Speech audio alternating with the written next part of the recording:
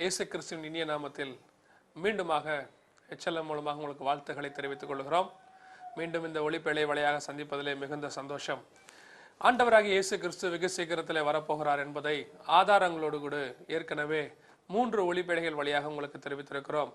இப்பொழுதும் ஒரு சில ஆதாரங்களை உங்களோடு கூட பகிர்ந்து கொள்ள நாங்கள் பிரயாசப்படுகிறோம். இயேசு கிறிஸ்து வருவதற்கு முன்பதாக அநேக அடையாளங்கள் இந்த பூமியில நடப்பதாக ஆண்டவராகிய இயேசு கிறிஸ்து சொல்லி வைத்திருக்கிறார். அநேகர் இயேசு வருவார் வரமாட்டார் என்கிற அநேக கருத்துக்கள் இருந்தாலும் இயேசு கிறிஸ்து ரகசிய வருகை இருக்கிறது என்பதற்கும் சபை எடுத்துக்கொள்ளப்பட போகிறது என்பதற்கும் அநேக ஆதாரங்களை நம்மால் வேதத்திலிருந்து கொடுக்க முடியும். ஆனால் நம்முடைய தலைப்பு அதுவல்ல. இந்த இயேசு கிறிஸ்து மத்திய ஆகாயத்திலே வருவதற்கு முன்பதாக, சபை எடுத்துக்கொள்ளப்படுவதற்கு முன்பதாக பூமியிலே அநேக அடையாளங்கள் நடக்கும் என்று இயேசு கிறிஸ்து சொல்லி வைத்திருக்கிறார். முதலாவதாக ஒரு சில வசனங்களை இந்த வருகைக்கு முன்பதாக நடக்க போகிற அடையாளங்கள் வருகைக்கு முன்புதான் நடக்க போகிறதா, அதற்கு என்ன ஆதாரம் என்று நீங்கள் கேட்கலாம். மத்திய எழுதின சுவிசேஷம் 24வது அதிகாரம் 6 முதல் 8 வசனங்களை வாசிக்கும் பொழுது அங்கே ஆண்டவர் அநேக காரியங்களை சொல்லிவிட்டு சொல்லுகிறார். அது முடிவு உடனே வராது, இவைகள் வேதனைகளுக்கு ஆரம்பம் என்று சொல்லி வைத்திருக்கிறார். லூக்கா எழுதின சுவிசேஷம் 21ஆம் அதிகாரம் 28வது வசனத்தை வாசிக்கும் பொழுது இவைகள் சம்பவிக்க தொடங்கும் பொழுது உங்கள் மீட்பு சமீபமாக இருக்கிறது என்று ஆண்டவர் சொல்லி வைத்திருக்கிறார். இந்த வேதனைகள் எல்லாம் ஆரம்பிக்கும் பொழுது, இந்த அடையாளங்கள் எல்லாம் நடக்கும் பொழுது, இவைகள் எல்லாம் ஆரம்பிக்க தொடங்கும் பொழுது ஒரு மீட்பு இந்த பூமியில் நடைபெற போகிறது, ஒரு மீட்பு சம்பவிக்க போகிறதாக இயேசு கிறிஸ்து சொல்லி வைத்திருக்கிறார். இந்த அடையாளங்கள் எல்லாம் நடக்கிறதான வேளையிலே ஒரு மீட்பு பூமியிலே நடைபெற போகிறது என்று இயேசு சொல்லி இருக்கிறார். அந்த மீட்பு என்னது? அதைத்தான் சபை எடுத்துக்கொள்ளப்படுதல் என்று நாம் சொல்லுகிறோம். 1 தெசலோனிக்கேயர் 4:16-17 இதை குறித்து தான் பவுல் சொல்லி வைத்திருக்கிறார். 1 கொரிந்தியர் 15ஆம் அதிகாரம் 51ஆம் வசனத்தை வாசிக்கும் பொழுதும் அந்த இடத்திலும் பவுல் இதை குறித்து தான் சொல்லி வைத்திருக்கிறார். ஒரு மீட்பு இந்த பூமியிலே சம்பவிக்க போகிறது. ஆண்டவராகிய இயேசு கிறிஸ்து வரப்போகிறார். அப்படி வருவதற்கு முன்பதாக இந்த கடைசி காலத்திலே என்ன நடக்கும் என்று ஆண்டவராகிய இயேசு கிறிஸ்து சொல்லி வைத்திருக்கிறார். வேதத்தில் 24வது அதிகாரம் மத்திய எழுதின சுவிசேஷத்துல இயேசுவின் இடத்துல போய் சீஷர்கள் கேட்கிறார்கள், உம்முடைய வருகைக்கும் உலகத்தின் முடிவுக்கும் அடையாளம் என்னவென்று கேட்டபோது அவர்களுக்கு இயேசு பிரதியுத்தரமாக அநேக அடையாளங்களை சொல்லுகிறார். அந்த இடத்துல நாம் 8ஆம் வசனத்துக்குள்ளாக பார்க்கும் பொழுது 7 வகையான அடையாளங்கள் சொல்லப்பட்டிருக்கிறது. இந்த 7 வகையான அடையாளங்களும் வருகைக்கு முன்பதாக சம்பவிக்க வேண்டும் என்று இயேசு சொல்லி இருக்கிறார்.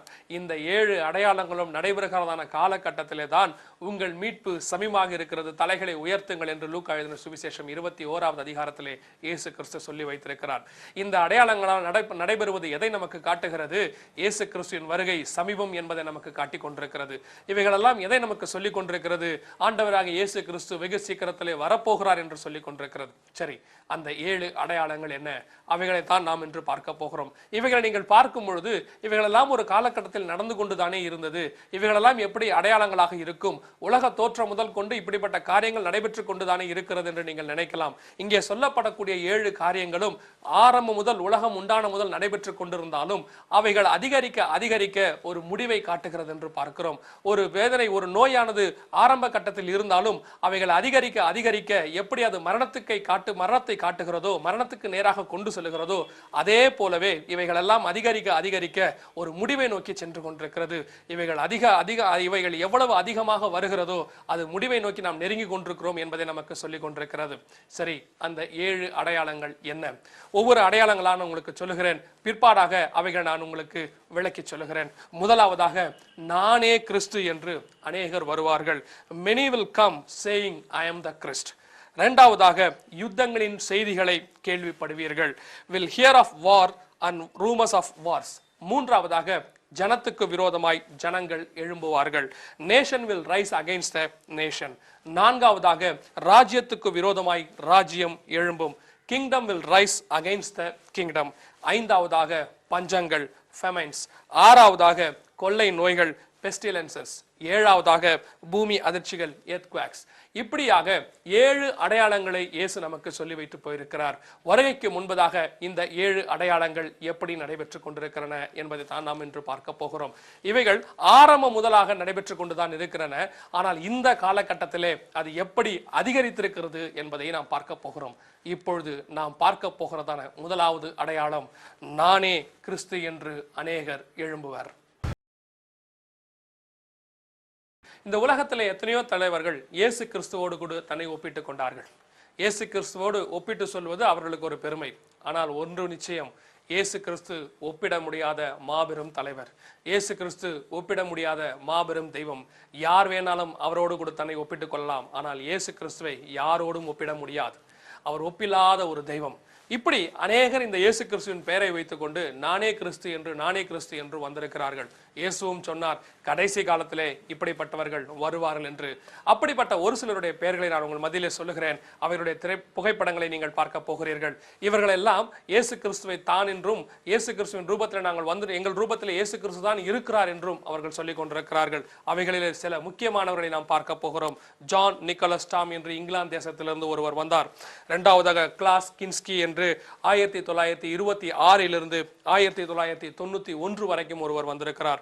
ஜேம்ஸ் வாரன், ஜிம் ஜோன்ஸ் என்று அழைக்கப்படக்கூடியவர். இவர் பீப்புள்ஸ் டெம்பிள் என்பதான ஒரு ஸ்தாபனத்தை ஸ்தாபித்தவர்.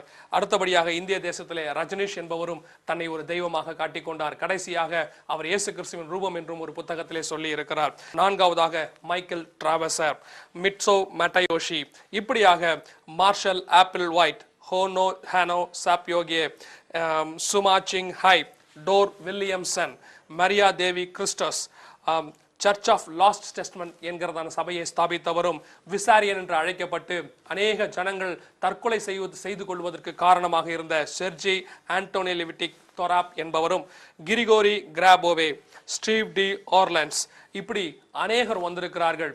இந்த வரிசையிலே அநேக மத தலைவரும் சேர்ந்திருக்கிறார்கள்.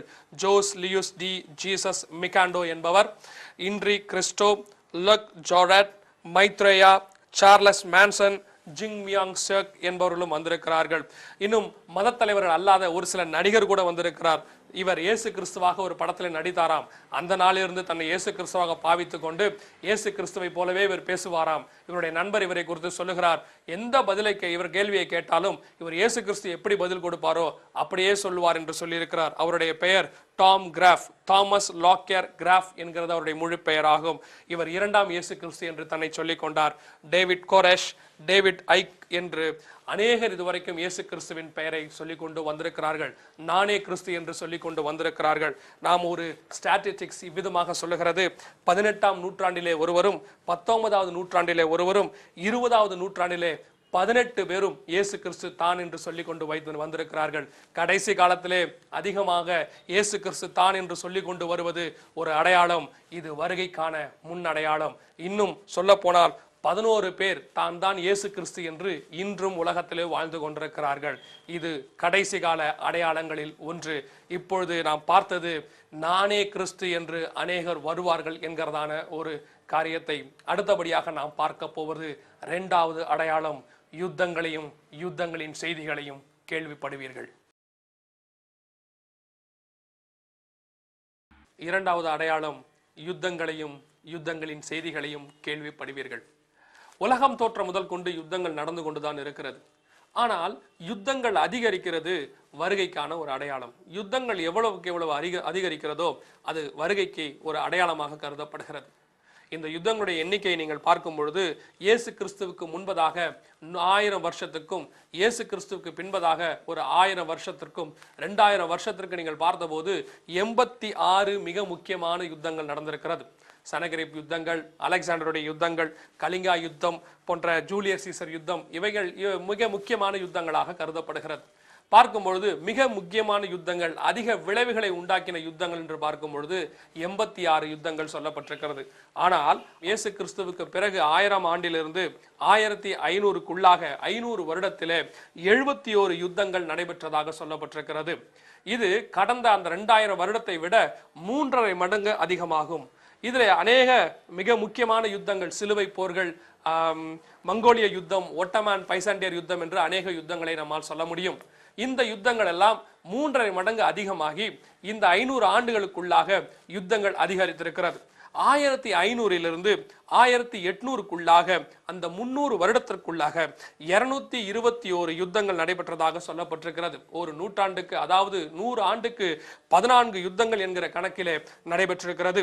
சராசரியாக ஒரு நூற்றாண்டுக்கு 73.6 யுத்தங்கள் நடைபெற்றிருக்கிறது. இது முந்தைய நூற்றாண்டை விட 5.25 மடங்கு அதிகமாகும். அடுத்தபடியாக 1800 1900 அந்த 100 வருடத்திற்குள்ளாக 194 யுத்தங்கள் நடைபெற்றிருக்கிறது. யுத்தங்கள் அதிகரிக்க வருகைக்கான அடையாளம் என்பதை பார்த்திருக்கிறோம். ஆனால் இந்த 1800 1900 அந்த 100 ஆண்டுகளுக்குள்ளாக 194 யுத்தங்கள் நடைபெற்று இது கடந்த நூற்றாண்டை விட 260% அதிகமாக வந்திருக்கிறது. இதில் தான் இரண்டாம் ஆங்கிலோ மராத்திய யுத்தம், நெப்போலியன் யுத்தம் எல்லாம் இந்த நூற்றாண்டுக்குள்ளே நடைபெற்ற யுத்தங்கள் தான். 1798 ஆண்டு நெப்போலியன் ஒரு மத தலைவரை பிடித்து போட்டதும் இந்த நூற்றாண்டுக்குள்ளாகத்தான் வருகிறது. அடுத்தபடியாக 1900 இந்த 2007 வரைக்கும் 2008 வரைக்கும் நாம் பார்க்கும் பொழுது 134 யுத்தங்கள் நடைபெற்றிருக்கிறது. கடந்த நூற்றாண்டை விட 60 யுத்தங்கள் குறைவாக நடைபெற்றதாக நாம் நினைத்து கொண்டாலும் இந்த நூற்றாண்டு தான் யுத்தங்களின் நூற்றாண்டாகும். உலகம் சந்தித்த 2 உலக மகா யுத்தங்கள் இந்த நூற்றாண்டில் தான் நடைபெற்றது. 1914 முதல் 18 வரை முதலாம் உலக யுத்தமும் 1935 முதல் 43 வரை இரண்டாம் உலக யுத்தமும் நடைபெற்றது. உலகத்தில் உள்ள எல்லா நாடுகளும் இணைந்து அநேக பொருட்செலவும் அநேக உயிர் சேதமும் ஏற்பட்டது இந்த நூற்றாண்டில் தான். அது மாத்திரமல்ல, இஸ்ரவேலுக்கும் அராபியர்களுக்கும் தேவ தீர்க்க தரிசனமாக தேவன் உரைத்ததான 7 யுத்தங்கள் நடைபெற வேண்டும் என்று சொல்லியிருந்தார். அவைகளில் 6 யுத்தங்கள் இந்த நூற்றாண்டில் தான் நடைபெற்றிருக்கிறது. மொத்தம் இந்த யுத்தங்கள் இந்த நூற்றாண்டை பொறுத்த வரைக்கும் யுத்தங்களின் நூற்றாண்டு என்று நாம் சொல்லலாம். இப்பொழுது எதை குறிக்கிறது? இந்த 2 உலக யுத்தங்களும் நடைபெற்றதன் மூலமாக இது யுத்தங்களின் நூற்றாண்டாக நாம் கருதுகிறோம். ஆனால் இது வருகைக்கான ஒரு முன்னடையாளம். யுத்தங்களையும் யுத்தங்களின் செய்திகளையும் கேள்விப்படுவீர்கள். இப்பொழுது நாம் பார்க்கிற வண்ணமாக ஒரு நாளைக்கு ஏதோ ஒரு இடத்துல யுத்தம் நடைபெற்று கொண்டுதான் இருக்கிறது. யுத்தங்களின் செய்திகளை தொலைக்காட்சி மூலமாகவோ அல்லது பத்திரிகை மூலமாகவோ நாம் கேள்விப்பட்டு கொண்டுதான் இருக்கிறோம். 2000 வருடத்திற்கு முன்பதாக மீடியா என சொல்லக்கூடிய தொலைக்காட்சியும் பத்திரிகைகளும் ரேடியோவும் இல்லாத காலத்தில் இயேசு சொன்னார், யுத்தங்களையும் யுத்தங்களின் செய்திகளையும் நீங்கள் கேள்விப்படுவீர்கள் என்று. சொன்னது போலவே இப்பொழுது நாம் அனுதினமும் யுத்தத்தை குறித்தும் யுத்தங்களின் செய்திகளை குறித்தும் கேட்டுக்கொண்டுதான் இருக்கிறோம். இந்த யுத்தங்கள் எல்லாம் எங்கே போய் முடிய போகிறது? இந்த யுத்தங்கள் எல்லாம் எங்கே போய் நிற்க போகிறது என்று பார்க்கும் பொழுது எசேக்கியேல் 38 அதிகாரம் 39 அதிகாரத்திலே இயேசு கிறிஸ்து மாக்கோகு இஸ்ரேலிய யுத்தத்தை குறித்து சொல்லி வைத்திருக்கிறார். அந்த இடத்துல நாம் பார்க்கும்பொழுது தேவனாகிய கர்த்தர் கடைசி காலத்தில் நடைபெற வேண்டிய மிக முக்கியமான யுத்தத்தை குறித்து சொல்லி வைத்திருக்கிறார். இந்த யுத்தம் தற்காலத்தில் பார்க்கும் பொழுது ரஷ்ய தேசத்திற்கும் இஸ்ரேல் தேசத்திற்கும் ஒரு யுத்தம் நடைபெற வேண்டும் என்று கர்த்தர் சொல்லி வைத்திருக்கிறார். எருசலேம் சேனைகளால் சூழப்படும் என்று கடைசி காலத்திலே ஆண்டவர் சொன்னார். இது இந்த யுத்தத்தை தான் குறிக்க போகிறது. கடைசி காலத்திலே ரஷ்ய தேசமானது புறப்பட்டு அங்கே இருக்கக்கூடிய தன்னுடைய சகாக்களை எல்லாவற்றையும் சேர்த்து கொண்டு இஸ்ரேலுக்கு விரோதமாக புறப்பட்டு செல்லும் என்று கர்த்தர் சொன்னார். சொல்லப்பட்டபடியே இப்பொழுது ரஷ்ய தேசம் தன்னுடைய ஸ்தானத்திலிருந்து புறப்பட தொடங்கி இருக்கிறது. சமீபத்தில் 2 நாட்களுக்கு முன்பதாக இந்த 2008 ஆண்டு ஆகஸ்ட் மாதத்திலே நாம் கேட்ட வண்ணமாக ரஷ்ய தேசமானது ஜார்ஜியா தேசத்துக்குள்ளே புகுந்தது. அது மாத்திரமல்ல, அங்கே இருந்து போலாந்து தேசத்தின் மேல் அணுகுண்டை வீசுவோம் என்று சொல்லி வைத்திருக்கிறது. இது எதை குறிக்கிறது? கடைசி காலத்திலே 2700 ஆண்டுகளுக்கு முன்பதாக என் தேவனாகிய கர்த்தர் உரைத்த கடைசி கால யுத்தத்திற்கு ரஷ்ய தேசம் ஆயத்தமாகிவிட்டது. இவைகள் வருகைக்கு முன்பதாக சம்பவிக்க வேண்டிய யுத்தம் என்று கர்த்தர் சொல்லி வைத்திருக்கிறார். யுத்தங்களையும் யுத்தங்களின் செய்திகளையும் கேள்விப்படுவீர்கள். நாம் யுத்தங்களின் செய்திகளை ஒவ்வொரு நாள் கேட்க வருகை நெருங்கி கொண்டிருக்கிறது அர்த்தம். யுத்தங்களின் செய்திகளை ஒவ்வொரு நாளும் நாம் கேள்விப்பட கர்த்தருடைய வருகை சமீபம் என்பது அர்த்தம். சபையானது எடுத்துக்கொள்ளப்பட போகிறது. நாம் பறந்து போவதற்கு ஆயத்தமாவதற்கு இந்த செய்திகள் எல்லாம் நமக்கு கேட்டுக்கொண்டிருக்கிறது. இந்த 3ஆம் உலக யுத்தத்தோடு கூட முடிவு பரியந்தம் நாசத்திற்கென்று நியமிக்கப்பட்டிருக்கிறது. இந்த உலக யுத்தத்தோடு கூட அந்தி கிறிஸ்துவின் ஆட்சியும் தொடங்க போகிறது. அதற்கு பிற்பதாக அர்மேகதான் யுத்தம் வரப்போகிறது. இப்படியாக இனி யுத்தத்தை குறித்து தான் இந்த உலகம் கேள்விப்பட போகிறது. நாம் கேட்கிறதான யுத்தங்கள் எல்லாம் இப்பொழுது நம்முடைய காதுகள் கேட்டுக்கொண்டுதான் இருக்கிறது. அமெரிக்க தேசத்திற்கும் ஈராக் தேசத்துக்கும் ஏற்பட்ட யுத்தங்கள், இஸ்ரேல் தேசத்திற்கும் லெபனான் தேசத்துக்கும் ஏற்பட்ட யுத்தங்கள், இப்படி ஒவ்வொரு நாளும் யுத்தத்தை குறித்து கேள்விப்பட்டு கொண்டுதான் இருக்கிறோம். இது கடைசி காலத்தின் மிக முக்கியமான ஒரு அடையாளம் என்பதாகும். 3ஆவதாக நாம் பார்க்க போவது ஜனத்துக்கு விரோதமாய் ஜனம் எழும்புவார்கள் என்று ஆண்டவர் சொன்னார். அதற்கான ஆதாரங்களை தான் அடுத்து பார்க்க போகிறோம். ஜனத்துக்கு விரோதமாய் ஜனம். இந்த ஜனத்துக்கு விரோதமாய் ஜனத்தை குறித்து பார்க்கும் பொழுது இது ஆதி காலத்திலே ஆதியாகமத்தின் புஸ்தகத்திலே அங்கேயே ஆரம்பித்து விட்டது. எப்பொழுது காயேன் ஆபேலுக்கு விரோதமாக எழும்ப ஆரம்பித்தானோ அப்பொழுதே ஜனத்துக்கு விரோதமாய் ஜனம் எழும்ப ஆரம்பித்து விட்டது. இப்படி ஆரம்பிக்கப்பட்டதான ஜனத்துக்கு விரோதமாய் ஜனம் என்கிறதான காரியம் ஆரம்பம் முதல் கொண்டு சாத்தானால் தூண்டிவிடப்பட்டு ஒருத்தருக்கு விரோதமாய் இன்னொருத்தர் எழும்புகிறதான காரியம் ஒவ்வொரு நூற்றாண்டிலும் நடைபெற்று கொண்டேதான் இருக்கிறது. இது இப்படி இந்த காரியங்களை குறித்து நாம் பார்க்கும் பொழுது அநேக இடங்களிலே ஜனத்துக்கு விரோதமாக ஜனம் எழும்பி கொண்டுதான் இருந்தார்கள். இஸ்ரவேலுக்கு விரோதமாக அரபியர்கள் எழும்பினார்கள். இதனுடைய பூர்வீகத்தை பார்க்கும்பொழுது இஸ்ரவேலுக்கு விரோதமாக இஸ்மவேல் எழும்பினான் என்று வேதவசனம் நமக்கு சொல்லுகிறது. அங்கே ஆரம்பிக்கப்பட்டதான அந்த போராட்டம் இன்று வரை நடைபெற்றுக் கொண்டுதான் இருக்கிறது. இஸ்ரவேலுக்கு விரோதமாக அரபியர்கள் இஸ்மவேலின் வம்சத்தார் இன்றும் எழும்பி கொண்டுதான் இருக்கிறார்கள். அந்த ஜனங்கள் இஸ்ரவேலுக்கு விரோதமாக தேவ ஜனங்களுக்கு விரோதமாக இன்றும் எழும்பி கொண்டுதான் இருக்கிறார்கள். இந்த ஜனத்துக்கு விரோதமாக ஜனம் என்கிற காரியம் ஆரம்ப காலம் முதல் நடைபெற்று கொண்டேதான் இருக்கிறது. நமக்கு வேதத்திலே அநேக ஆதாரங்கள் இருந்தாலும் சரித்திரபூர்வமாக அநேக ஆதாரங்கள் இருக்கிறது. இப்படி ஆதாரங்களை பார்க்கும் பொழுது இதற்கு தனிப்பட்ட முறையிலே ஒரு ஸ்டாட்டிஸ்டிக்ஸாக நமக்கு கொடுக்க போனவால் அதை ஒரு தனி செய்தியாக அதற்கு நாம் காலங்களும் பத்தாது, பேப்பர்களும் பத்தாது. அவ்வளவு காரியம், அவ்வளவு ஜனங்கள் ஒவ்வொரு காலகட்டத்தில் எழும்பி இருக்கிறார்கள். ஆரம்பத்திலே நீங்கள் பார்க்கும்பொழுது சிலுவை போரிலே பார்க்கும் பொழுது ஜனத்துக்கு விரோதமாய் ஜனங்கள் ஆயிரம் ஜனங்கள் எழும்பி இஸ்ரவேலுக்கு விரோதமாக வந்தார்கள், முகமதியர்களுக்கு விரோதமாக சென்றார்கள். அந்த போர்கள் எல்லாம் ஜனத்துக்கு விரோதமாய் ஜனமாய் மாறியது. இந்த ஜனத்துக்கு விரோதமாய் ஜனம் ஏன் எழும்புகிறது? இதற்கு அநேக ரூபங்கள் உண்டு. இன ரூபம் உண்டு, மொழி ரூபம் உண்டு, நிற ரூபம் உண்டு, இனவெறி, மொழிவெறி, ஜனங்களுக்குள்ளாக இருக்கிறதான ஏற்ற தாழ்வுகள், இந்தியாவில் பார்க்கும்போது சாதி கொடுமைகள், இப்படி ஜனத்துக்கு விரோதமாக ஜனம், நீ கீழ் ஜாதி நான் மேல் ஜாதி, இப்படி ஜனத்துக்கு விரோதமாய் ஜனம் எழும்புகிறது. சமீபத்தில் நாம் பார்த்தோம், தண்ணீருக்கு கூட ஜனத்துக்கு விரோதமாய் ஜனம் எழும்பினார்கள். தண்ணீர் பெற்றுக் கொள்வதற்கு தேவனால் கொடுக்கப்பட்ட பொது உடைமையாக இருக்கக்கூடிய இந்த தண்ணீரை கொடுப்பதற்கு ஜனத்துக்கு விரோதமாய் ஜனம் எழும்புகிறது. நான் உனக்கு தண்ணீர் கொடுக்க மாட்டேன். இப்பொழுது உலகம் முழுவதும் இந்த ஜனத்துக்கு விரோதமாக ஜனம் எழும்பி கொண்டுதான் இருக்கிறது. அமெரிக்க தேசத்திலே கூட நிறவெறி தலைவிரித்து ஆடுகிறதாக சொல்லப்பட்டிருக்கிறது. கருப்பு ஜனங்களுக்கு விரோதமாக வெள்ளை ஜனங்கள் எழும்புவதாக சொல்லப்பட்டிருக்கிறது. ஆஸ்திரேலியா தேசத்திலே, UK தேசத்திலே இப்படி நிறவெறி அங்கே ஆளு கொண்டிருக்கிறது. இந்திய தேசத்தில் இனவெறி ஆடிக்கொண்டிருக்கிறது. ஜனத்துக்கு விரோதமாய் ஜனம் எழும்பி கொண்டே இருக்கிறார்கள். சமீபத்திலே ஒரு பத்திரிகையிலே படித்தேன், மலேசிய தேசத்திலே மலைய மக்களுக்கு விரோதமாக தமிழ் ஜனங்கள் எழும்பினதாகவும் தமிழ் ஜனங்களுக்கு விரோதமாக மலைய மக்கள் எழும்பினதாகவும் ஜனத்துக்கு விரோதமாய் ஜனம். இப்பொழுதும் கூட நார்த் கொரியாவுக்கு விரோதமாக சவுத் கொரியா எழும்பி கொண்டுதான் இருக்கிறது. இலங்கையில நாம் பார்க்கிறோம், தமிழர்களுக்கு விரோதமாக சிங்களர்களும் சிங்களருக்கு விரோதமாக தமிழர்களும் எழும்பி கொண்டிருக்கிறார்கள். ஒவ்வொரு தேசத்திலும் ஜனத்துக்கு விரோதமாக ஜனம். அதற்கு 1000 காரணங்கள் இருக்கக்கூடும், 1000 காரணங்கள் இருக்கலாம், எவ்வளவு காரணங்கள் வேணாலும் இருக்கலாம். ஆனாலும் ஜனத்துக்கு விரோதமாய் ஜனங்கள் எழும்புவார்கள் என்று கர்த்தர் சொன்னின தீர்க்க தரிசனம் இப்பொழுது நிறைவேற காலகட்டத்தில் இருக்கிறோம். நீங்கள் செய்தித்தாள்களை எடுத்து பாருங்கள், தொலைக்காட்சியை பாருங்கள், தினம்தோறும் ஏதோ ஒரு இடத்துல ஒரு கலவரம், ஒரு வன்முறை, ஜனத்துக்கு விரோதமாக ஜனம் எழும்பி கொண்டுதான் இருக்கிறது.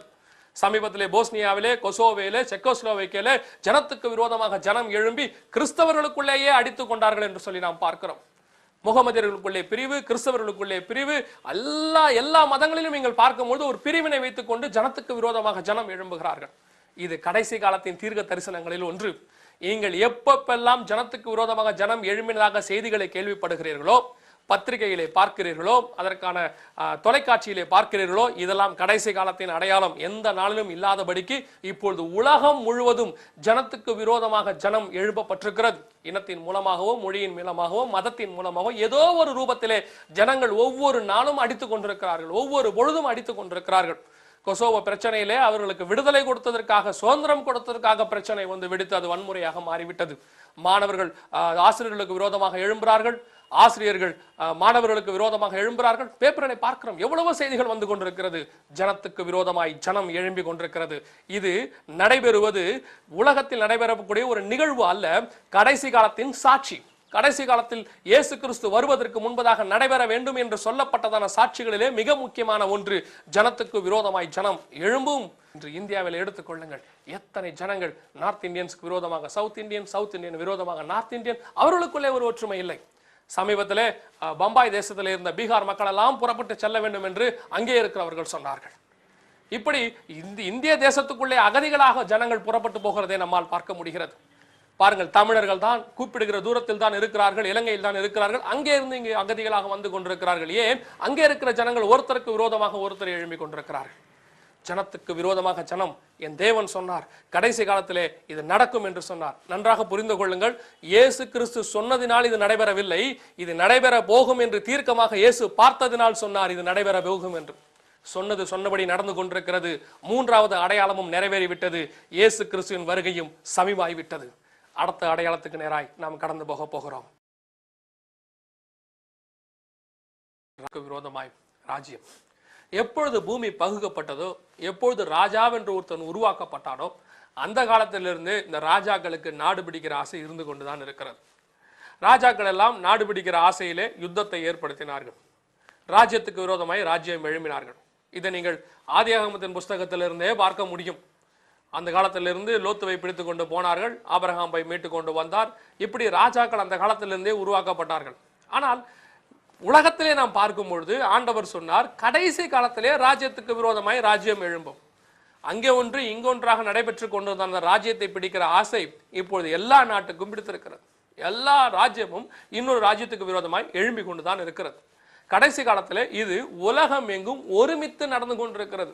பாருங்கள், அமெரிக்க தேசமானது உலகத்தில் உள்ள ராஜ்யங்கள் எல்லாம் பிடிக்க வேண்டும் என்று ஆசைப்படுகிறது. இரண்டாம் உலக யுத்தத்தின் போது ஹிட்லருக்கு அந்த ஆசை ஏற்பட்டது. உலகத்தின் ராஜ்யங்கள் எல்லாம் பிடிக்க வேண்டும், தன்னுடைய கண்ட்ரோலுக்கு இல்லாக அது இருக்க வேண்டும் என்று அவர் விரும்பினார். இப்படி ஒவ்வொரு தேசத்தையாக பிடிக்கும் போது கடைசி போலாந்து தேசத்தை அவர் பிடிக்க வந்த போது இங்கிலாந்து தேசம் போலாந்துக்கு சப்போர்ட்டாக செல்ல போக அது இரண்டாம் உலக யுத்தமாக வெடித்தது. இது நாடு பிடிக்கிற ஆசை, ராஜ்யத்துக்கு விரோதமாக ராஜ்யம் எழும்ப தொடங்கினது. ஆனால் இந்த கடைசி காலத்திலே அப்படி என்ன இதுல வித்தியாசம் இருக்கிறது பாருங்கள். கடைசி காலத்திலே எல்லா ராஜ்யங்களும் ஒருத்தனுக்கு விரோதமாய் இன்னொருத்தன் எழும்பி கொண்டிருக்கிறான். அமெரிக்க தேசமானது ஆப்கானிஸ்தானுக்கு விரோதமாக போய் ஈராக்குக்கு போய் இப்பொழுது ஈரானை அடிக்க போகிறேன் என்று சொல்லி கொண்டிருக்கிறது. ஈரான் தேசம் நான் இஸ்ரேவேலை பூமியில் இல்லாதபடிக்கு அழித்து போடுவேன் என்று சொல்லிக் கொண்டிருக்கிறது. ஆனால் ஒன்றை கவனியுங்கள், இஸ்ரேவேலை அழிப்பேன் என்று சொன்னவனெல்லாம் அழிந்து போனான். ஆனால் இஸ்ரவேல் இன்றும் நின்று கொண்டிருக்கிறது. ஏனென்றால் கர்த்தர் ஆபிரகாமுக்கு கொடுத்த வாக்குத்தத்தம், உன்னை ஆசீர்வதிக்கிறவர்களை நான் ஆசீர்வதிப்பேன், உன்னை சபிக்கிறவர்களை நான் சபிப்பேன் என்று ஆண்டவர் சொல்லி இருக்கிறார். ஆபிரகாமை ஆசீர்வதித்தவர்கள் எல்லாரையும், இஸ்ரவேலை ஆசீர்வதித்தவர்கள் எல்லாரையும் கர்த்தர் ஆசீர்வதித்திருக்கிறார். அவனுக்கு விரோதமாக எழும்பின எல்லாரையும் அவர் நிர்மூலமாக்கி போட்டிருக்கிறார். இப்பொழுது ஈரான் தேசம் சொல்லிக் கொண்டிருக்கிறது. எகிப்து தேசத்தின் அதிபதியாக இருந்த அன்வர் சதாத் என்பவர் ஒரு காலத்திலே சொன்னார், நான் எப்படியும் இதை அழித்து போடுவேன் என்று சொன்னார். அவர் அழிந்து போனார், இஸ்ரேல் நின்று கொண்டிருக்கிறது. இப்பொழுது ஈரான் சொல்லிக் கொண்டிருக்கிறது, இஸ்ரேலை அழித்து போடுவேன் என்று. நன்றாக கவனியுங்கள், இஸ்ரேல் நிற்கும், அதற்கு விரோதமாக எழும்பின தேசங்கள் எல்லாம் நிர்மூலமாகும். அது கர்த்தருடைய சித்தம், கர்த்தருடைய திட்டம். சரி, ராஜ்யத்துக்கு விரோதமாய் ராஜ்யம் எழும்பும். இப்பொழுது ஈரான் தேசம் இஸ்ரேலுக்கு விரோதமாக எழும்பி இருக்கிறது. ஒரு காலத்தில் நாம் பார்க்கும் பொழுது பாகிஸ்தான் தேசம் இந்தியாவுக்கு விரோதமாக எழும்பினது, பங்களாதேஷ் தேசம் எழும்பினது, சைனா தேசம் எழும்பினது. ஒவ்வொரு தேசமும் விரோதமாக எழும்ப தொடங்கியது. நார்த் கொரியா இப்பொழுது சவுத் கொரியாவுக்கு விரோதமாக எழும்பி அணுகுண்டு தயாரித்து கொண்டிருக்கிறது. கொசோவோ பிரச்சனையிலே ஒருத்தருக்கு விரோதமாக ஒருத்தர் ராஜ்யம் எழும்பி கொண்டிருக்கிறது. உலகம் எங்கிலும் ராஜ்யங்கள் ஒன்றுக்கு விரோதமாக இன்றொரு எழும்பி கொண்டுதான் இருக்கிறது. எப்படி ஆகிலும் கியூபா தேசத்தை தன்னுடைய கண்ட்ரோலுக்கிலே கொண்டு வர வேண்டும் என்று சொல்லி அமெரிக்கா விரும்பி எத்தனையோ முறை முயற்சி செய்தது. ஆனாலும் முடியவில்லை. ராஜ்யத்துக்கு விரோதமாக ராஜ்யம் எழும்பி கொண்டுதான் இருக்கிறது. இது எங்கே போய் முடிய போகிறது? வாக்கோகு யுத்தம் நான் ஏற்கனவே சொல்லியிருக்கிறேன். எசேக்கியேல் தீர்க்க தரிசன புஸ்தகம் 38வது அதிகாரம் 39வது அதிகாரத்தில் சொல்லப்பட்ட கடைசி யுத்தம், மூன்றாம் உலக யுத்தம், மாக்கோகு யுத்தம், ரஷ்யாவுக்கும் இஸ்ரேலுக்கும் நடைபெற போக யுத்தம். இதுதான் கடைசியாக நாடு பிடிக்கிற ஆசையின் கடைசி உச்சகட்டம். ரஷ்ய தேசம் இஸ்ரேலை கொள்ளையடிக்க வேண்டும், பிடிக்க வேண்டும் என்று வருவான் என்று கர்த்தர் சொல்லி வைத்திருக்கிறார். அப்படியே ரஷ்ய தேசம் எழும்ப போகிறது. இப்பொழுதும் ரஷ்ய தேசத்தை பாருங்கள், ஜார்ஜியாவுக்கு விரோதமாக எழும்பி இருக்கிறது. அந்த நாட்டை பிடிக்க வேண்டும் என்று ஆசைப்படுகிறது. அது காரணம் சொல்லுகிறது. எப்படி சொல்லுகிறது? ஜார்ஜியா தேசம் அமெரிக்காவுக்கு சப்போர்ட்டாக போகிறது, அதனாலே நாங்கள் அதை பிடிக்க முயற்சிக்கிறோம் என்று சொல்லுகிறது. இப்பொழுது போலாந்தை பிடிக்க ஆசைப்பட்டிருக்கிறது. காரணம், அமெரிக்காவுடைய தளவாடங்கள் அங்கே இருக்கிறது, அதனாலே நாங்கள் அதை பிடிக்க போகிறோம் என்று சொல்லி இருக்கிறது. ஆனால் ரஷ்யா நாடு பிடிக்கிற ஆசையிலே ஒருபோதும் பின்வாங்கியதில்லை. அதனுடைய மங்கோலிய யுத்தம் சரித்திரத்தால் மறக்கப்படுகிற யுத்தம் அல்ல. மங்கோலிய தேசத்தை அது பிடித்த விதத்தை சரித்திரத்தால் மறக்கப்படுகிறது அல்ல. யுத்தம் இந்த ராஜ்யத்துக்கு விரோதமாய் ராஜ்யம் எழும்பும் என்கிற தீர்க்க தரிசனம் இந்த காலகட்டத்தில் எல்லா இடங்களிலும் நடைபெற்றுக் கொண்டுதான் இருக்கிறது. தினம்தோறும் ஏதோ ஒரு இடத்துல ராஜ்யத்துக்கு விரோதமாய் ராஜ்யம் எழும்பி கொண்டிருக்கிறது. இப்பொழுதும் நமக்கு பாகிஸ்தான் ஒரு அச்சுறுத்தலாக நின்று கொண்டுதான் இருக்கிறது. இந்த ராஜ்யத்துக்கு விரோதமாய் ராஜ்யம் எங்கே முடியும்? மூன்றாம் உலக யுத்தத்தோடு கூட முடிவடைய போகிறது. நான்காவது அடையாளமும் நம்முடைய கண்களுக்கு முன்பதாக நடைபெற்றுக் கொண்டிருக்கிறது. இயேசு கிறிஸ்துவின் வருகைக்கு அது ஒரு ஆதாரமாக நின்று கொண்டிருக்கிறது. நாம் பார்த்து கொண்டிருக்கிற ஆதாரங்களின் வரிசையிலே 5வது ஆதாரத்துக்குள்ளாக கடந்து போகிறோம். இந்த 4 ஆதாரங்களும் எப்படி நடைபெற்றதோ அப்படியே இன்னும் இந்த 3 ஆதாரங்களும் நடைபெற்று கொண்டுதான் இருக்கிறது. அதனுடைய ஸ்டாட்டிஸ்டிக்ஸை தான் நாம் இப்பொழுது பார்க்க போகிறோம். நோவா காலத்திலே பார்க்கிறோம், பூமியானது கொடுமையினால் நிறைந்திருந்தது என்று கர்த்தர் சொல்லுகிறார். அப்படி நிறைந்திருந்த காலத்திலே அதை அழிக்க அவர் சித்தம் கொண்டார் என்று சொல்லப்பட்டிருக்கிறது. அதை போலவே இப்பொழுதும் இந்த பூமியானது கொடுமையினால் நிறைந்திருக்கிறது, பாவத்தினால் நிறைந்திருக்கிறது. பாவத்தின் ரூபம் மாறி இருக்கிறது ஒளிய, ஆனால் பாவம் எல்லா ரூபத்திலும் இப்பொழுது வந்து கொண்டுதான் இருக்கிறது. தொலைக்காட்சி மூலமாக, இன்டர்நெட் மூலமாக, பார்வையின் மூலமாக, செய்தித்தாள்கள் மூலமாக எல்லா விதத்திலும் பாவமானது வந்து கொண்டுதான் இருக்கிறது. இந்த பாவத்தின் ரூபம் மாற்றப்பட்டிருக்கிறது ஒளிய, பாவம் மாறவில்லை. இந்த பாவம் அதிகரிக்க அதிகரிக்க பூமி கொடுமையினால் நிறைந்து கொண்டிருக்கிறது. பூமியிலே மனிதருடைய எண்ணங்கள் கொடுமையினால் நிறைந்து கொண்டிருக்கிறது. தீவிரவாதம் ஒருபுறம், பாவம் ஒருபுறம், விபச்சாரம் ஒருபுறம், வேசித்தனம் ஒருபுறம், மனிதர்களுடைய எண்ணங்களினுடைய கொடுமை ஒருபுறம், இரக்கமின்மை, அன்பின்மை, இப்படியாய் பூமியானது கொடுமையினால் நிறைந்திருக்கிறது. இந்த கொடுமை நிறைந்திருக்கிற பொழுது கர்த்தர் பூமியின் மேல் தன்னுடைய தண்டனையாக ஒரு சில காரியங்களை கொடுக்கிறார். அப்படி கொடுக்கப்படுகிற காரியங்களில் ஒன்றுதான் பஞ்சம். இந்த பஞ்சங்கள் கடைசி காலத்திலே அதிகரிக்கும் என்று கர்த்தர் சொல்லியிருக்கிறார். பஞ்சங்கள் வருவது வருகையின் அடையாளம் அல்ல, பஞ்சம் அதிகரிப்பது வருகையினுடைய அடையாளம். பஞ்சம் அதிகரிக்க அதிகரிக்க வருகைக்குள்ளாய் நாம் நெருங்கி கொண்டிருக்கிறோம் என்ற அர்த்தம். சபையானது எடுத்துக்கொள்ளப்பட போகிறது என்ற அர்த்தம். ஆனால் ஒன்றை மறவாதிருங்கள், என்னதான் பஞ்சம் வந்தாலும் தேவ பிள்ளைகள் கர்த்தரால் போஷிக்கப்படுவார்கள். எப்படிப்பட்ட பஞ்சங்கள் வந்தாலும் தேவனுடைய பிள்ளைகளும் அவனுடைய சந்ததியும் அப்பத்துக்கு இறங்குவதில்லை, அப்பத்திற்கு அவர்கள் கவலைப்பட்டு நிற்பதில்லை. கர்த்தர் அந்த சந்ததியை போஷிக்க வல்லமை உள்ளவராயிருக்கிறார். ஆனபடினாலே இப்பொழுது வரக்கூடிய பஞ்சங்கள் எல்லாம் கொடுமையின் காலத்தை நமக்கு காட்டிக் கொண்டிருக்கிறது. ஆனால் இந்த பூமியிலே பஞ்சம் தலைவிரித்து ஆடி பசியும் பஞ்சமும் அதிகரிக்கிறதான காலத்திலே அதற்கு முன்பதாகவே நம்முடைய கர்த்தராகிய இயேசு கிறிஸ்து வெகு சீக்கிரத்திலே வரப்போகிறார். இந்த பஞ்சங்களுடைய காரியங்களை பார்க்கும் பொழுது 5ஆம் நூற்றாண்டிலே இயேசு கிறிஸ்துவுக்கு முன்பதாக மிகப்பெரிய பஞ்சம் ஒன்று வந்திருக்கிறது. இயேசு கிறிஸ்துவின் காலத்திற்கு பிற்பாடாக 7ஆம் நூற்றாண்டிலே 2 பஞ்சங்களும் வந்திருக்கிறது. அதிலே இந்தியாவிலே வந்ததும் ஒன்று, 8ஆம் நூற்றாண்டிலே ஒன்றும், 9ஆம் நூற்றாண்டிலே 3மாக வந்திருக்கிறது. 10ஆம் நூற்றாண்டிலே, 11ஆம் நூற்றாண்டிலே 6ம், 13ஆம் நூற்றாண்டிலே 7ம், 14ஆம் நூற்றாண்டிலே 8ம் வந்திருக்கிறது. 15ஆம் நூற்றாண்டிலே 5, 16ஆம் நூற்றாண்டிலே 9, 17ஆம் நூற்றாண்டிலே 23. நன்றாக கவனியுங்கள், நூற்றாண்டு அதிகரிக்க அதிகரிக்க பஞ்சமும் அதிகரித்து கொண்டே போகிறது. காரணம், மக்கள் தொகை அதிகரிக்க அதிகரிக்க கொடுமையும் அதிகரிக்கிறது, பாவமும் அதிகரிக்கிறது, பஞ்சமும் அதிகரிக்கிறது, அழிவும் அதிகரிக்கிறது, வருகை வந்து கொண்டிருக்கிறது. 18ஆம் நூற்றாண்டிலே, 17ஆம் நூற்றாண்டிலே 23, 18ஆம் நூற்றாண்டிலே 25, 19ஆம் நூற்றாண்டிலே 28, 20ஆம் நூற்றாண்டிலே அதிக பஞ்சமாக 38 பஞ்சங்கள் வந்திருக்கிறது. நாம் கேள்விப்பட்ட சோமாலிய பஞ்சம், எத்தியோப்பிய பஞ்சம் இதிலே அடங்கும். ஒரு பஞ்சத்திலே சைனாவிலே வந்த 1959 முதல் 61க்குள்ளே வந்த ஒரு மிகப்பெரிய பஞ்சத்திலே ஏறக்குறைய 2 கோடி பேர் இறந்திருக்கிறார்கள் என்று செய்தி சொல்கிறது. 1974ஆம் ஆண்டு பங்களாதேசத்தில் வந்த பஞ்சத்தை வெகு சீக்கிரத்திலே நம்மால் மறக்க முடியாது. ஏறக்குறைய அந்த பஞ்சத்திலே 20 லட்சம் மக்கள் இறந்திருக்கிறார்கள்.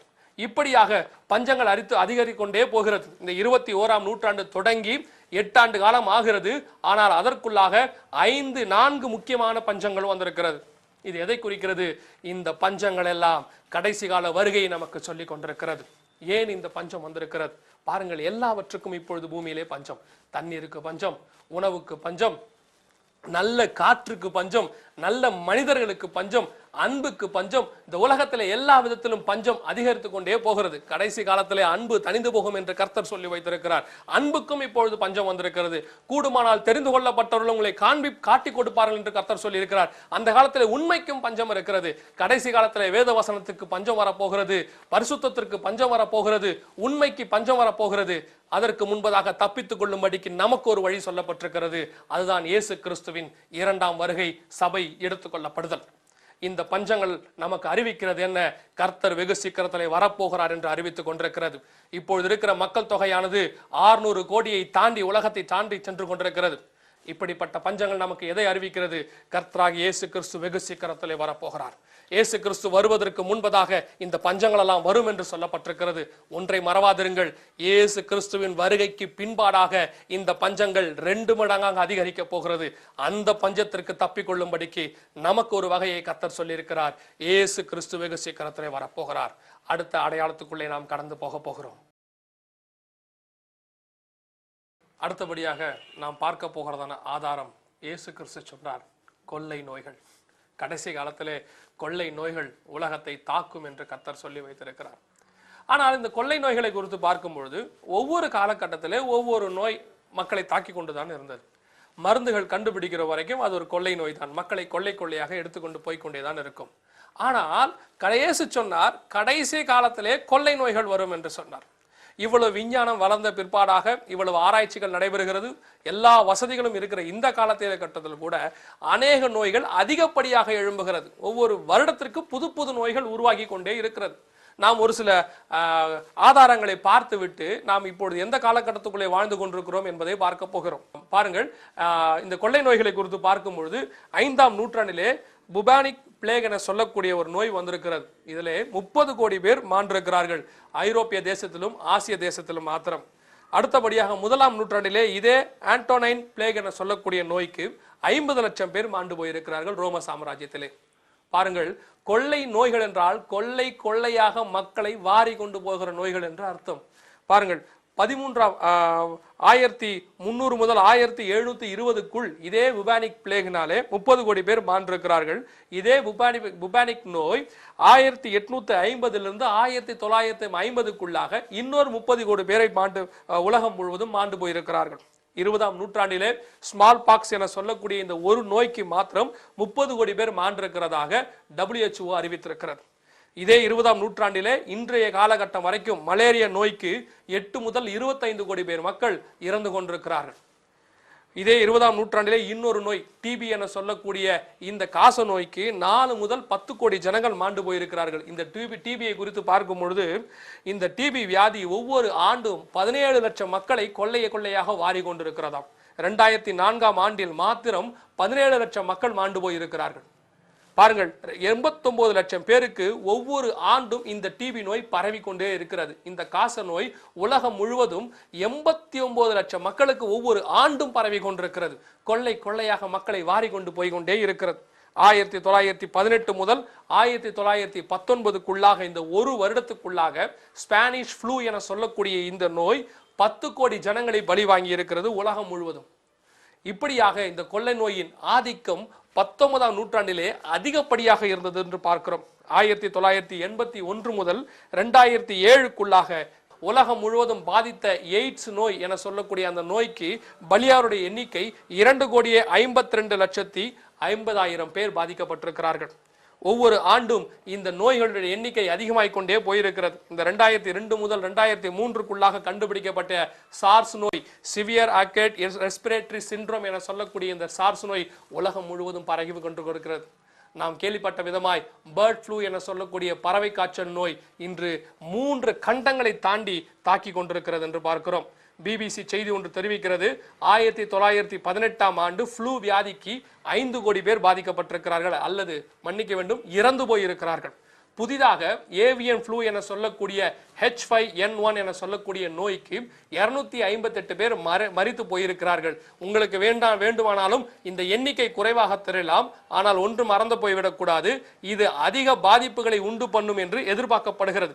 CNN செய்தி ஒன்று பிப்ரவரி மாதம் 2006ஆம் ஆண்டு வந்த பறவை காய்ச்சல் எனும் நோய் 3 கண்டங்களை தாக்கி இது பேங்காக்கில் மாத்திரம் 70 லட்சம் பேரை தாக்க போகிறது என்று அவர்கள் அறிவித்திருக்கிறார்கள். WHO செய்தி குறிப்பு 20/2/2006 இதை நமக்கு தெரிவித்திருக்கிறது. இந்த கொள்ளை நோய்கள் எல்லாம் எதை நமக்கு காட்டிக் கொண்டிருக்கிறது? இப்பொழுதும் அநேக கொள்ளை நோய்கள் புதிதாக உருவாகி கொண்டிருக்கிறது. இப்பொழுது கூட பேப்பரை பார்க்கும்பொழுது மருந்து கண்டுபிடிக்க முடியாத நோய்கள் என்று நிறைய வந்திருக்கிறதாம். நீங்கள் கேள்விப்பட்ட சிக்கன் குன்யா என்கிற வகையும் இதை சார்ந்ததுதான். சிக்கன் குன்யாவுக்கு இன்னும் மருந்து இல்லை. 2-3 மருந்துகளை சேர்த்து அவர்கள் கொடுத்து கொண்டிருக்கிறார்கள்.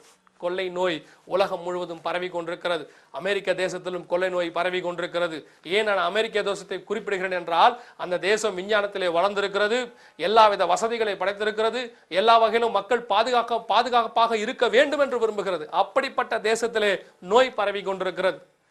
இப்படியாக உலகம் முழுவதும் கொள்ளை நோய் பரவி கடைசி காலத்தின் அடையாளத்தை நிறைவேற்றி கொண்டிருக்கிறது. 6ஆம் அடையாளமும் நிறைவேறிவிட்டது. கொள்ளை நோயும் வந்துவிட்டது. இது மீண்டுமாக அந்தி கிறிஸ்துவின் ஆட்சியிலே அதிகப்படியாக இருக்க போகிறது. 1/3 பங்கு ஜனங்கள் இந்த நோயினால் மடிந்து போக போகிறார்கள் என்று வெளிப்படுத்தின விசேஷம் நமக்கு தெரிவிக்கிறது. இந்த நோய்கள் அதிகரிக்கிறது எதை காட்டுகிறது? அந்தி கிறிஸ்துவின் ஆட்சி வரப்போகிறது என்பதை காட்டுகிறது. அந்தி கிறிஸ்துவின் ஆட்சிக்கு முன்பதாக ஆண்டவராக இயேசு கிறிஸ்து வரப்போகிறார். அவர் வரும்பொழுது சபை எடுத்துக்கொள்ளப்படும், நாம் அவரோடு கூட புறப்பட்டு போக போகிறோம். எகிப்தியரின் மேல் வந்த ஒரு வியாதியும் உன்மேல் வரப்பண்ணேன் என்று கர்த்தர் நமக்கு வாக்குத்தத்தம் பண்ணி இருக்கிறார். உலகம் முழுவதும் வியாதிகள் வந்தாலும் நீங்களும் நானும் அதுக்கு பாதுகாக்கப்படுவோம். உலகம் முழுவதும் தலச்சம் பிள்ளைகள் மரித்து போனாலும் தேவனுடைய ஜனங்களுடைய தலச்சம் பிள்ளை பாதுகாக்கப்படும் என்பதற்கு நமக்கு ஆதாரம் இருக்கிறது.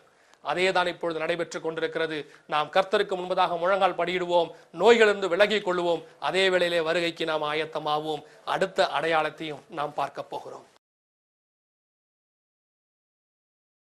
அடுத்தபடியாக நாம் பார்க்க போகிற கடைசி அடையாளம், கர்த்தர் சொன்னார், பூமி அதிர்ச்சிகள். கடைசி காலத்திலே நீங்கள் பூமி அதிர்ச்சிகளை பார்ப்பீர்கள், பூமி அதிர்ச்சிகளை காண்பீர்கள் என்று சொன்னார். இதை குறித்து நான் உங்களுக்கு விளக்கம் தர வேண்டிய அவசியமே இல்லை. பூமி அதிர்ச்சி என்பது நம்முடைய அன்றாட வாழ்க்கையிலே ஒரு அங்கமாக மாறிவிட்டது. ஒரு மனிதன் ஒரு நாளிலே 3 வேளை சாப்பிடுகிறானோ இல்லையோ 3 வேளை பூமி அதிர்ச்சிகளை பார்த்து கொண்டிருக்கிறான். அப்படிப்பட்ட காலகட்டத்துக்குள்ளே நாம் போய் கொண்டிருக்கிறோம். இந்தோனேஷியா தேசம் பூமி அதிர்ச்சியின் தேசம் என்கிற அளவுக்கு நேராக போய்விட்டது. காலையிலோ அல்லது மதியமோ அல்லது மாலையிலோ ஒரு முறை பூமி அதிர்ச்சி அவர்களை சந்தித்து விட்டு தான் போய் கொண்டிருக்கிறது. இது கடைசி காலத்தின் அடையாளங்களில் ஒன்று. நான் இதை வேடிக்கையாக சொல்லவில்லை, வருத்தத்தோடு கூட சொல்லுகிறேன். பூமி அதிர்ச்சிகள் ஒரு நாட்டுக்குள்ளே வருகிறது என்று சொன்னால் அங்கே தேவனுடைய சாபம் இருக்கிறது என்று அர்த்தம். விஞ்ஞானம் அதற்கு 1000 காரணங்களை சொல்லும். கீழே பிளேட் மாறிவிட்டது, அப்படி எது வேண்டாலும் சொல்லலாம். ஆனால் பூமி அதிர்ச்சி வருவது கடைசி கால அடையாளங்களில் ஒன்று. கடைசி காலத்தில் இப்படி சம்பவிக்கும் என்று கர்த்தர் சொல்லி வைத்திருக்கிறார். இந்த பூமி அதிர்ச்சிகளை குறித்து பார்க்கும் பொழுது வேதத்திலே அநேக இடங்களிலே பூமி அதிர்ச்சிகள் வந்ததாக சொல்லப்பட்டிருக்கிறது. எசேக்கியேல் தீர்க்கதரிசன புஸ்தகம் 38வது அதிகாரம் 18வது வசனம் 19வது வசனத்திலே கர்த்தர் சொல்லுகிறார், கடைசி காலத்திலே மாகோகோடு கூட பூமி அதிர்ச்சியின் மூலமாக அவனோடு வழக்காடுவேன், ஒரு பெரிய பூமி அதிர்ச்சியை அவனோடு கூட அனுப்புவேன் என்று கர்த்தர் சொல்லி வைத்திருக்கிறார். இந்த பூமி அதிர்ச்சியை குறித்து சில புள்ளி விவரங்களை நாம் பார்க்க போகிறோம். இந்த புள்ளி விவரங்களை பார்க்கும்பொழுது இந்த பூமி அதிர்ச்சி ஒவ்வொரு நூற்றாண்டும் எப்படி அதிகரித்திருக்கிறது என்பதை பார்க்க போகிறோம். இது வரைக்கும் 185 மிகப்பெரிய பூமி அதிர்ச்சி இந்த பூமியிலே வந்திருக்கிறது. அநேக பூமி அதிர்ச்சிகள் வந்திருந்தாலும் அளவிலே பெரியதும் அதிக பாதிப்புகளை உண்டாக்கிய பூமி அதிர்ச்சிகள் என்று பார்க்கும் பொழுது 185 பூமி அதிர்ச்சிகள் வந்திருக்கிறது. 1500ஆம் ஆண்டிலே ஒரு பூமி அதிர்ச்சி சைனா தேசத்தில் வந்தது. 8,30,00,000 பேர் அதிலே மாண்டு போயிருக்கிறார்கள். அடுத்தபடியாக 1600ஆம் நூற்றாண்டிலே 1600 700க்குள்ளாக 2, 1700 800க்குள்ளாக 1, 1800 1900க்குள்ளாக 30 பூமி அதிர்ச்சிகள் வந்திருக்கிறது. நன்றாக கவனியுங்கள், இது கடைசி காலம் என்பதை நமக்கு அறிவிக்கிறது. 19ஆம் நூற்றாண்டிலே 20ஆம் நூற்றாண்டிலும் 1900 2000க்குள்ளாக மாத்திரம் 135 பூமி அதிர்ச்சிகள், பெரிய பூமி அதிர்ச்சிகள் வந்திருக்கிறது. இந்த நூற்றாண்டு தொடங்கி 8 ஆண்டு ஆகிறது. 21ஆம் நூற்றாண்டு தொடங்கி 8 ஆண்டு காலம் ஆகிறது. இந்த 8 ஆண்டு காலத்துக்குள்ளாக மாத்திரம் பெரிய பூமி அதிர்ச்சிகள் 16 வந்திருக்கிறது. இன்னொரு விளக்கத்தை நான் உங்களுக்கு சொன்னால் நீங்கள் பிரமிப்பீர்கள். இந்த 2021ஆம் நூற்றாண்டிலே 2004, 5, 6, 7, 8 மாத்திரம் பூமி அதிர்ச்சிகளுடைய எண்ணிக்கை 93ஆக சொல்லப்பட்டிருக்கிறது. 93 மிகப்பெரிய பூமி அதிர்ச்சிகள் இப்பொழுது வந்திருக்கிறது. டெட்லியஸ்ட் எர்த்குவேக்ஸ் என்று சொல்வார்கள், அதிக உயிர் சேதத்தை விளைவித்ததான பூமி அதிர்ச்சிகள் என்று சொல்வார்கள். அதில் பார்க்கும்பொழுது 9ஆம் நூற்றாண்டிலே 2, 12ஆம் நூற்றாண்டிலே 1, 16ஆம் நூற்றாண்டிலே 1, 20ஆம் நூற்றாண்டிலே 5 வந்திருக்கிறது. இந்த 21ஆம் நூற்றாண்டு தொடங்கி 8 ஆண்டு தான் ஆகிறது. அதற்குள்ளாக 3 அதிக உயிர் சேதங்களை பலி வாங்கிய பூமி அதிர்ச்சி வந்திருக்கிறது. 2004ஆம் ஆண்டிலே நாம் பார்த்த அந்த சுனாமி மூலமாக வந்த பூமி அதிர்ச்சியின் மூலமாக லட்சக்கணக்கான ஜனங்கள் மாண்டு போனார்கள் ஒவ்வொரு நாட்டிலும் என்று பார்க்கிறோம். இப்பொழுது சைனா தேசத்தில் வந்த பூமி அதிர்ச்சியிலும் அநேக ஜனங்கள் மாண்டு போனார்கள். இது எல்லாம் நமக்கு எதை அறிவிக்கிறது? கடைசி காலத்தின் அடையாளத்தை நமக்கு அது தெரிவித்துக் கொண்டிருக்கிறது. கடைசி காலத்திலே பூமி அதிர்ச்சி வரும் என்று சொன்னார். ஆனால் ஒவ்வொரு நாளும் பூமி அதிர்ச்சி நமக்கு வந்து கொண்டுதான் இருக்கிறது. லார்ஜஸ்ட் எர்த்குவேக் என்று சொல்லக்கூடிய மிக அதிகமாக ரிக்டர் அளவிலே அதிகப்படியாக பதிவானதான பூமி அதிர்ச்சிகள் என்று பார்க்கும்பொழுது அது கூட 20ஆம் நூற்றாண்டிலே அதிகப்படியாக 8 பூமி அதிர்ச்சிகள் பதிவாகி இருக்கிறது. 21ஆம் நூற்றாண்டு நடைபெற்று 8 ஆண்டுகள் ஆகிறது. இதற்குள்ளாக 3 அதிகப்படியான பதிவாகினதாங்க 8க்கு மேலாக பதிவானதான பூமி அதிர்ச்சிகள், ரிக்டர் அளவிலே 8க்கு மேலாக பதிவானதான பூமி அதிர்ச்சிகள் நடைபெற்றிருக்கிறது. இது எதை நமக்கு அறிவிக்கிறது? கடைசி காலம் என்பதை நமக்கு அறிவித்துக் கொண்டிருக்கிறது. இந்த பூமி அதிர்ச்சிகள் கடைசி காலத்தில் வரும் என்று கர்த்தர் சொன்னார். ஒவ்வொரு தேசத்திலும் அணுகுண்டு வெடிப்பதும், ஒவ்வொரு தேசத்திலே ஆழ்குள ஆழமாக குழிகளை தோண்டி பெரிய பெரிய கட்டிடங்களை கட்டுவதுதான் பூமி அதிர்ச்சிக்கு காரணம் என்று விஞ்ஞானிகள் சொன்னார்கள். இதுவும் கடைசி காலத்திலே தான் நடைபெற்றுக் கொண்டிருக்கிறதை நாம் மறக்கக்கூடாது. கடைசி காலத்தில் இவர்கள் அணுகுண்டுகளை ஒவ்வொரு நாடும் வெடித்து பரிசோதனை செய்து பார்ப்பது எதை நமக்கு அறிவிக்கிறது? இது கடைசி காலத்திலே பூமி அதிர்ச்சிக்குள்ளாக நம்மை கொண்டு சென்று கொண்டிருக்கிறது.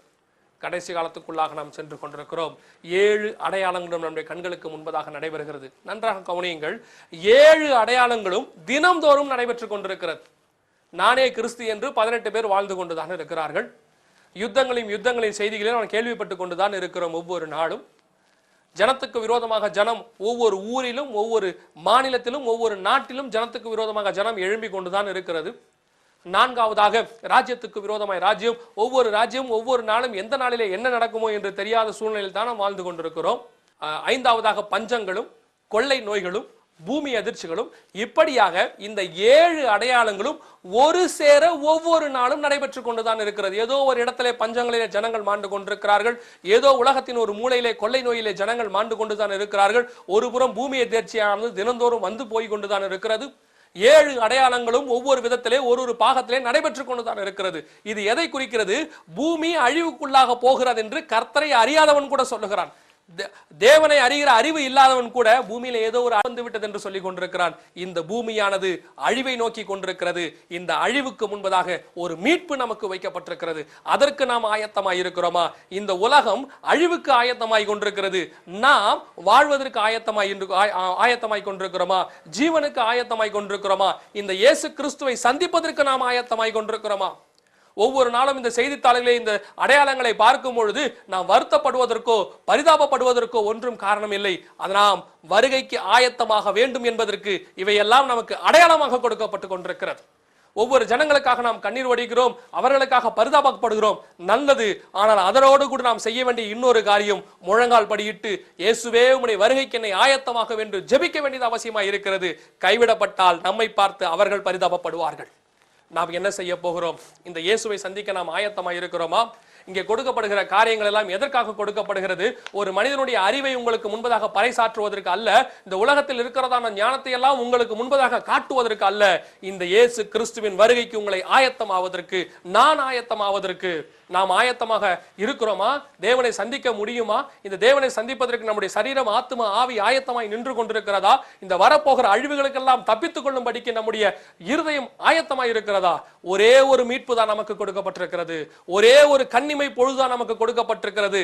நாம் வாழ்வது 50 ஆண்டு காலமாக இருக்கலாம், 60 ஆண்டு காலமாக இருக்கலாம். இதனுடைய முடிவு கன்னிமை பொழுது. கன்னிமை பொழுதிலே நாம் மறுரூபமாக்கப்படுவோம் என்று பவுல் 1 கொரிந்தியர் 15:51 சொல்லி வைத்திருக்கிறார். இதற்கு நாம் ஆயத்தமாய் இருக்கிறோமா? அப்படி ஆயத்தமாய் இருந்தாலும் ஆயத்தமாய் இல்லாவிட்டாலும் இப்பொழுது ஒரு விசை நம்மை நாமே தெய்வ சமூகத்திலே தாழ்த்த போகிறோம். இதை பார்த்து கொண்டிருக்கிற நீங்கள் ஒருவேளை கர்த்தரை அறியாதவராய் இருக்கலாம், இயேசு கிறிஸ்துவை குறித்து அறியாதவராய் இருக்கலாம், என்னத்தான் இந்த செய்தியில் இருக்கிறது என்று ஒருவேளை நீங்கள் பார்த்து கொண்டிருக்கலாம். நான் உங்களுக்கு ஒரு காரியத்தை சொல்லுகிறேன். இயேசு கிறிஸ்து சந்தோஷத்தை தருகிறவர், சமாதானத்தை தருகிறவர் மாத்திரமல்ல, சொன்னதை சொன்னபடி நிறைவேற்றுகிற தேவன். கடைசி காலத்திலே உங்களை மீட்கும்படி வரப்போகிற ஒரே தேவன். சொன்னபடி இயேசு கிறிஸ்து வானத்திலே வரப்போகிறார்.